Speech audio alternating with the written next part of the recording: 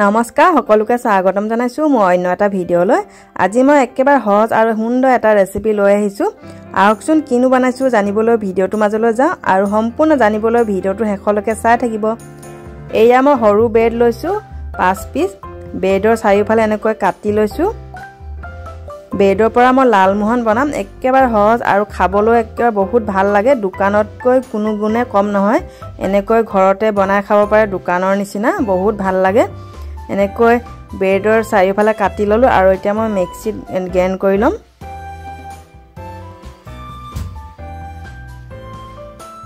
এয়া গ্ৰাইণ্ড কৰা হৈ গল।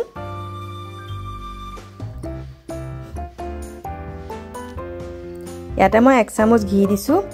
ঘি আৰু ব্ৰেডৰ গুড়াখিনি এনেকৈ ভালকৈ মিলাই লম আগতে। ইয়াৰ পাছতে গাখীৰ দিছো।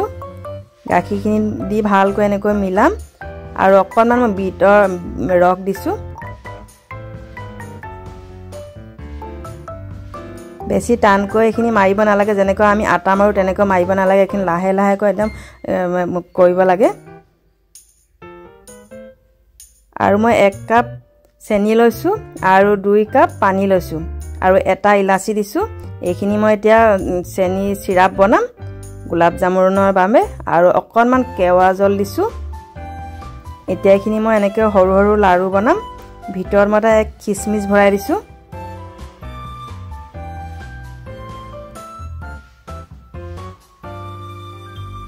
এনেকৈ এটা এটা এনেকৈ লাৰু বনাই গৈছো। মই বেছি ব্ৰেড লোৱা নাছিল যে ব্ৰেড কিপিছো সৰু আছিলে, সেইবাবে 10টাই হৈছে গোলাপ জামুন।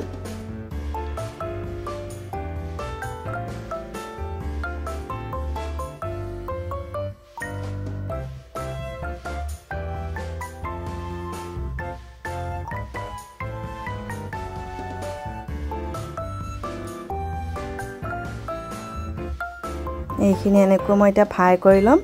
একেবাৰে সহজ, ইমান ধুনীয়া কালাৰ আহিছে একেবাৰে গোলাপ জামুন কেইটা। এয়া হৈ গল। মই এতিয়া চেনি চিৰাপখিনি গৰম হৈ আছে তাতে দি দিছো। দি এইখিনি মই 1 ঘণ্টামান এনেকৈ ঢাকি থম।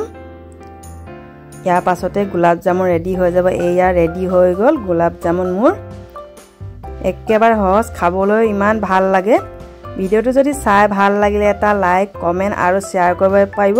যিসকলে মোৰ ভিডিঅ'টো নতুনকৈ চাইছে সাবস্ক্ৰাইব কৰিব বুলি আশা ৰাখিলো। আজিলৈ আহো, ধন্যবাদ।